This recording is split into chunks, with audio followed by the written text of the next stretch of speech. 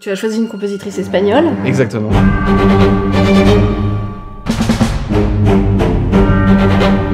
Non, moi je connais rien en musique espagnole, donc c'est ça qui était hyper flippant au départ. On est vraiment dans le... Ouais, c'est ça. Ça, je me suis demandé comment t'as fait, en vrai. Mais j'ai fait semblant, enfin, on en reparlera si tu veux.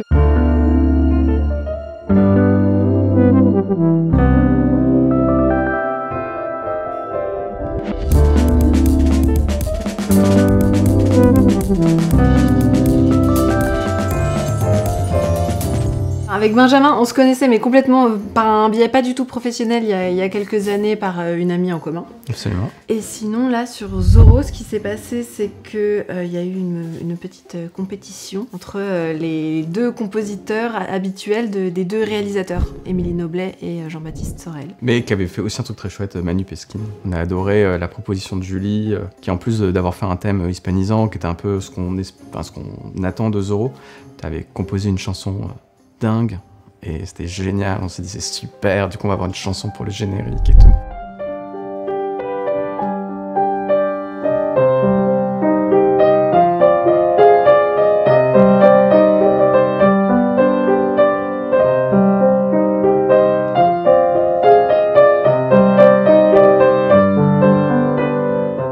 Je pense que tu avais déjà beaucoup réfléchi à la musique avant que j'arrive. Ouais. Il y avait déjà une playlist avec laquelle tu avais écrit et qui était quand même assez claire, assez cadrée. C'est-à-dire qu'il y avait déjà pas mal d'instruments, et un style qui est assez classique dans ce qu'on peut attendre d'une musique de Zorro. Il y avait beaucoup de guitare.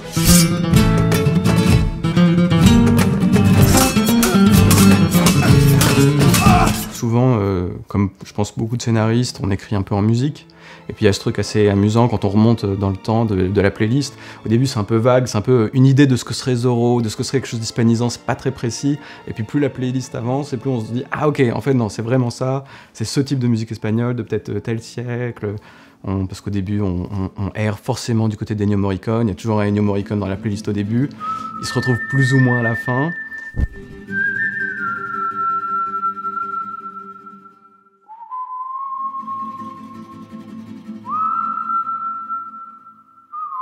Donc voilà, effectivement, il y avait cette envie d'aller, de pas du tout être du côté du western, et donc d'être sur vraiment une musique espagnole, d'avoir une musique lyrique qui n'hésitait pas sur le premier degré, avec des références de John Barry sur La Rose et la Flèche.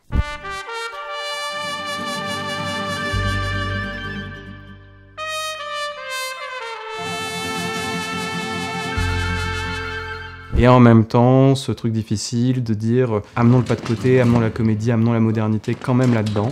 Il est où? Et ça, c'est ce que Julie a réussi à faire.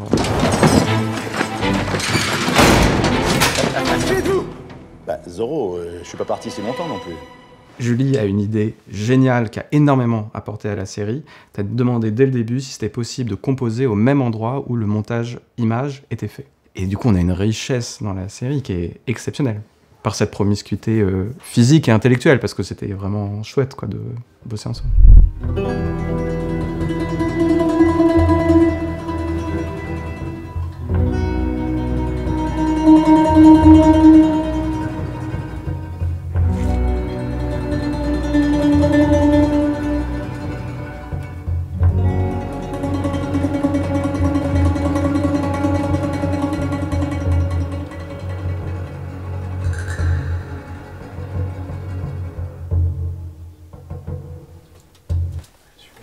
Bravo!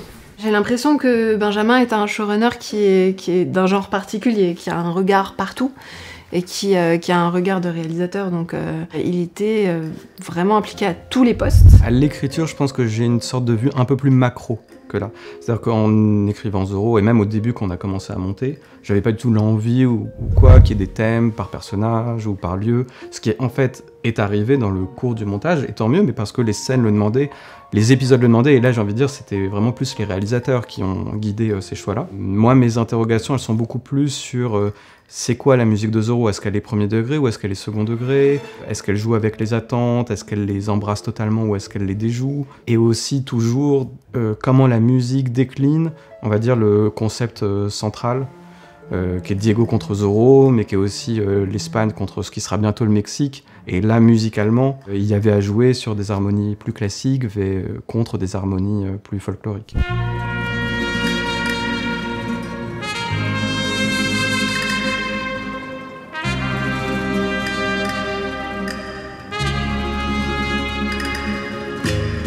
En fait, ce thème d'ouverture de l'épisode 1, c'est le thème que j'avais écrit pour le casting. Donc il y a déjà plus d'1 an.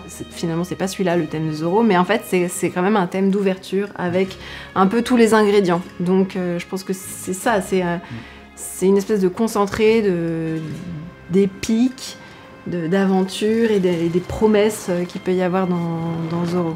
Et la trompette, je sais pas, c'est une évidence, quoi, quand on pense... moi, je savais pas où ça allait servir, mais pour moi, c'était déjà une musique de grands espaces.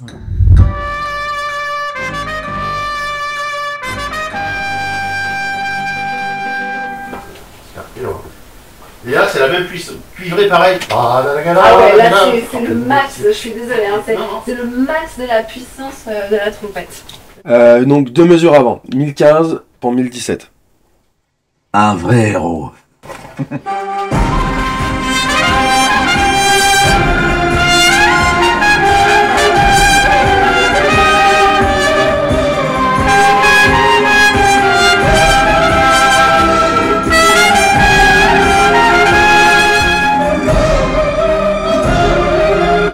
Ok, c'est une super première prise. Est-ce que tu peux le faire vraiment bien détaché? Là, c'est vraiment, pour moi, c'est le cliché de pa pa pa pa pa pa pa pa la. Olé. Mais en fait, de musique espagnole, il y a surtout des clichés dans la musique de Zorro. Mais je pense que dans la mesure où c'est une comédie, on accepte volontiers cette simplification des codes et je sais pas ce qu'on diront les Espagnols, honnêtement. Moi, je me suis au début pas mal posé cette question. Je ne suis pas espagnole, je n'ai pas cette culture-là. Qu'est-ce que je vais pouvoir faire? Surtout, t'avais des envies de flamenco, qui est un truc mais hyper compliqué. Ça me paraissait mais inaccessible. Et du coup, assez vite, je me suis dit, ça va être impossible. Je vais pas apprendre à faire du flamenco en si peu de temps. Donc, je vais essayer de reprendre la substantifique moelle de ce qu'il y a, de ce qui nous parle tous. Et puis après, de le détourner un peu. Don Emmanuel, qu'est-ce que ça veut dire? Mais je me rembourse de ce que la ville me doit, comme prévu. Tenez, regardez. Là, le droit de recouvrement... Non, là, on comprend rien. Non, c'est plus bas. Là, voilà. En absence de liquidité, la ville s'engage à céder les parcelles indiquées en annexe 3, vide de tout bien mobilier et immobilier. Parmi les boussoles de la série, c'est une comédie, mais c'est pas une parodie. C'est Jean Dujardin, mais c'est pas OSS 117. Donc voilà, ça fait partie des choses, et évidemment, c'est chouette que la musique soit reçue comme ça, car en tout cas, nous, on l'a pensé comme ça. Ouais. C'est ça, l'humour arrive par le décalage, en fait. Si on avait d'emblée posé un décor de comédie, la blague, elle marchait pas. Dans un premier épisode en particulier, on pose le décor. Le premier épisode, c'est celui où Diego va redevenir Zorro. Les autres instruments, ceux qui sont peut-être un peu moins clichés, vont arriver par la suite, ou associés à d'autres personnages. Et un truc qu'on s'est dit assez vite, c'est cette dualité Diego-Zorro, ce sera la guitare versus la trompette. Et après, t'as fait des choix que je trouvais chouettes de certains types de guitares. Enfin, je pensais plus des guitares mexicaines.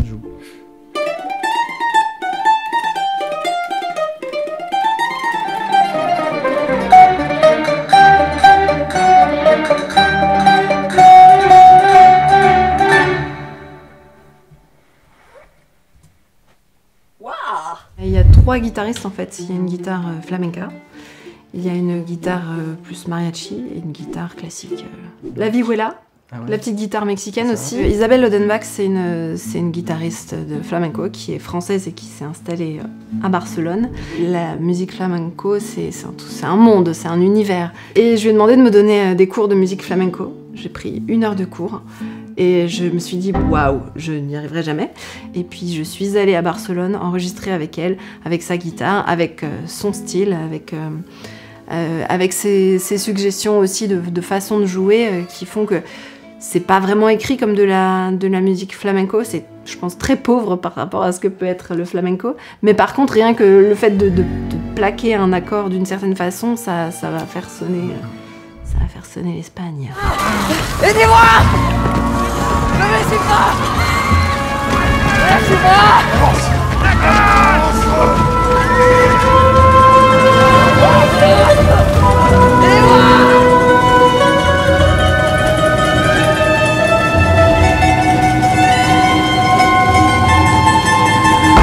Ce pauvre enfant tout seul en prison, on ne peut pas laisser faire ça, Diego. T'inquiète pas. Il va voir ce qu'il va voir. C'était superbe. Hein. Exactement l'idée, nous ça marche très bien avec l'image. Et une des discussions qu'on a eues sur la musique qui m'a passionné, c'est le moment où on s'est dit il faut un thème de Los Angeles. Parce qu'il y a des événements, d'ailleurs on l'entendait l'épisode 1, c'est joué à la fanfare, il y a le thème de Los Angeles. Et on a vraiment réfléchi à ce que ça devait être, et c'était passionnant de se dire ça doit être une harmonie, qui doit être une harmonie très classique, parce que c'est vraiment une musique occidentale qui est importée, qui est même imposée sur ce territoire, qui ne ressemble pas du tout à l'Europe. Enfin, moi j'ai adoré réfléchir avec toi à ça, par exemple, à se dire il faut que ce soit pas tout à fait normal d'avoir cet hymne-là dans ce décor-là. Pour moi c'était important aussi qu'il y ait des thèmes liés au Mexique, et donc il y a ce petit instrument dont on n'a pas encore parlé qui s'appelle la jarana, qui est la petite guitare mexicaine aussi, qui joue des choses toutes simples, tout de suite colore, et qui donne une présence à ce village mexicain.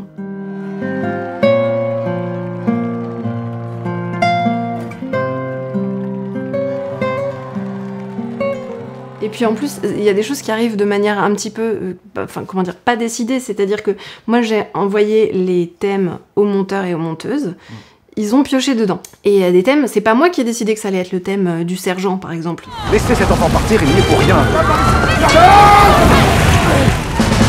Merci. Mais du coup, vous avez le droit de me donner des ordres ou pas? Je comprends plus rien. Alors, ce n'est pas un ordre, c'est une suggestion. Et puis un monteur le fait, puis l'autre voit et fait « Ah, ça marche super, je vais le faire aussi sur ma séquence. » C'est bon les gars! C'était juste une suggestion. On embarque le petit.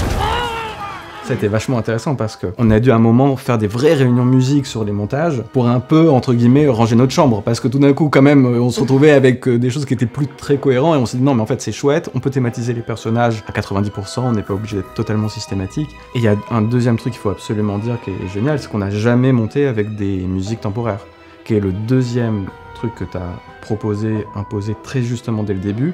Il y avait ce lieu d'être au même endroit et de monter avec des maquettes de bonne qualité, vraiment on arrive à totalement se projeter, et ça je crois que ça nous permet d'être assez original en fait dans le score final. S'il y a autant de musique, c'est aussi parce que j'étais là, parce qu'on a passé autant de temps à discuter avec les monteurs, et que ouais, la musique s'est fait sa place, a parfois un peu poussé les murs, je pense, parce que dans une série où il y a autant de dialogues, c'est pas évident en fait, et je suis très surprise de voir la quantité de musique. Moi aussi, je pensais pas qu'il y aurait autant de musique.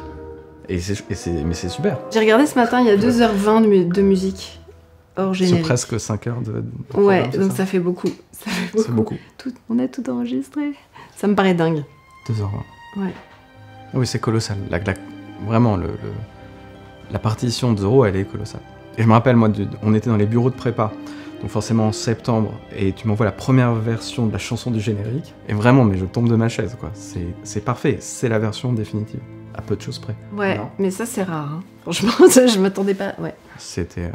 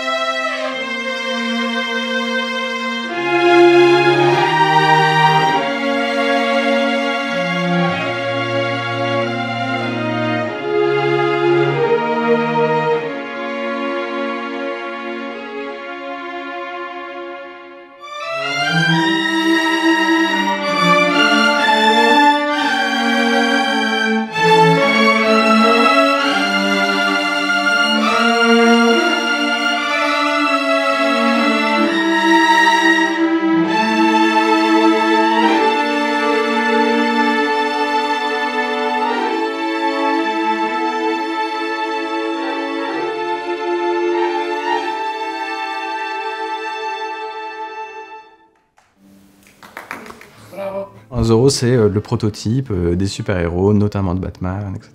Quand on l'a écrit, il y avait vraiment l'idée de tisser plusieurs couches. Une couche très psychologique de qui est Zorro et c'est quoi d'être un mec qui en fait met un masque pour faire des choses bien, mais quand même avec une épée. Donc c'est quand même bizarre tout ça. Laissez-moi vous regarder. Quelque chose d'intime, où c'est un vaudeville où le mari et l'amant sont la même personne. Voilà, je spoil simplement le pilote, mais c'est tout. Et d'un dernier côté, une trame quand même politique, puisqu'on a essayé d'être assez précis sur ce que c'était qu'en 1820, la Californie, en fait, ça appartient tout simplement à l'Espagne, c'est une colonie espagnole, et c'est à la veille de la première révolution mexicaine. Moi, ça me guide beaucoup dans l'écriture qu'il y ait 3 formes d'enjeux qui mobiliseraient le spectateur sur 3 niveaux différents, qu'un niveau psychique, intime et collectif. On n'a pas joué, on n'est pas allé jusqu'à se dire il y a un thème Diego et un thème Zorro, ça on l'a pas fait. Non, par contre, il y a quand même cette histoire du thème de Zorro, qui est un événement marquant de cette post-prod, parce que c'était il y a pas si longtemps. La fin du montage et le mixage approchaient à grands pas, et en fait, Jean Dujardin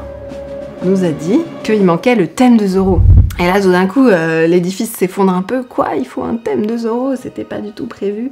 Moi, j'ai repris le générique. J'ai remplacé le chant par de la trompette ou par plein de... Je crois qu'il y avait plein de versions. Des voix a cappella.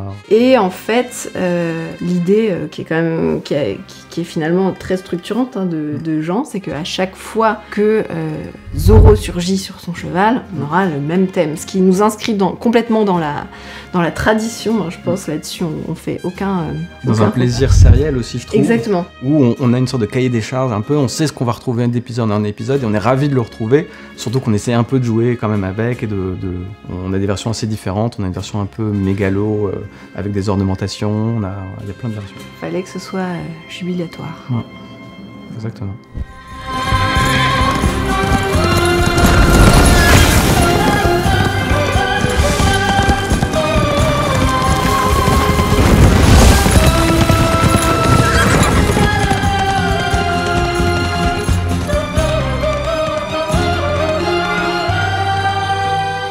Un des paris esthétiques de la série, c'est de dire qu'on peut passer sur des émotions différentes très rapidement. C'est pas pour casser une émotion, c'est vraiment pour lui en surajouter une autre, la mettre en valeur par contraste. Et donc l'idée qu'on pouvait être mélodramatique, premier degré, et ensuite avoir de la comédie qui nécessite quand même un peu de recul et repasser à autre chose, c'était vraiment un des paris... À la musique, moi je dirais que c'est presque plus le montage en fait qui joue ça, puisque moi j'ai composé des thèmes un peu dans leur longueur, et après les monteurs posent les musiques et arrête la musique nette pour qu'il y ait une grosse vanne à ce moment-là. N'empêche qu'il en reste quelque chose. C'est effectivement cette idée de on part sur quelque chose, il y a un édifice qui commence à se construire et puis bim, ça s'arrête. Et après, moi j'ai aussi proposé des choses, mais ils ont vraiment une partie prenante très très importante. Le montage, c'est aussi... fait par rapport à la musique, c'est-à-dire que je fais une petite mélodie, il y a des blagues qui se glissent entre les notes, et puis tout d'un coup on se rend compte que pour qu'on profite bien de telle blague, il faut qu'il y ait un petit silence derrière, donc moi je réécarte la musique. Et j'ai l'impression d'avoir beaucoup fait ça, d'avoir mis de l'air dans les morceaux. Et c'est vrai, quand on les écoute après, on dit il est long ce silence. Et en fait c'est parce qu'il y a une réplique à ce moment-là qui nécessitait ce silence-là. Je me souvenais pas que c'était aussi lent. Et donc moi j'ai vraiment eu l'impression de faire de la broderie entre les dialogues pour que chaque élément ait son temps.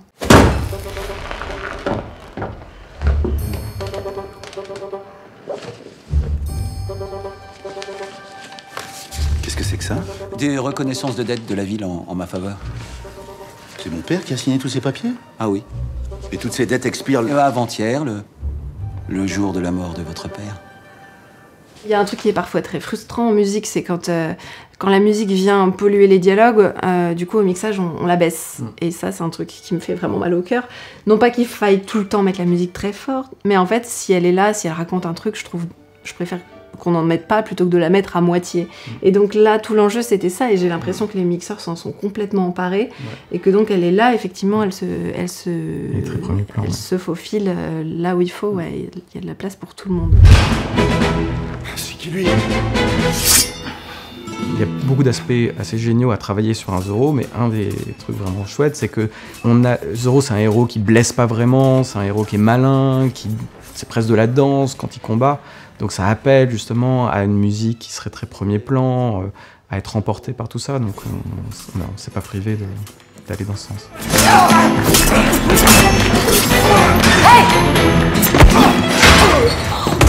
C'est toujours quelque chose de faire une musique de comédie, mais faut pas faire de la musique Ça drôle. s'appelle une musique drôle, exactement. Et donc on tricote avec ça. Et faire une musique qui soit aussi émouvante à des moments. Je sais pas lequel est le plus dur des deux. Mais... Ouais, ça va, c'est une bonne question. Non, faire une musique émouvante, c'est pas très compliqué. Mais ce qui est compliqué, c'est de pas en faire trop.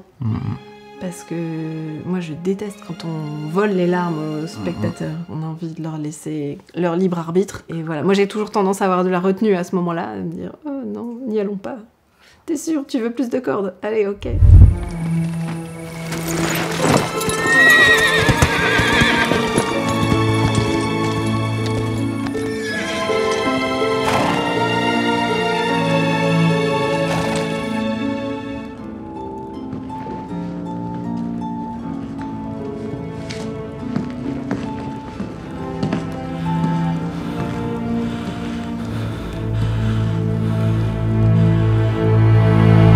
Ça pour moi c'était donc le thème de l'amour de Gabriella pour Zorro. Dès le départ il était pensé pour ça.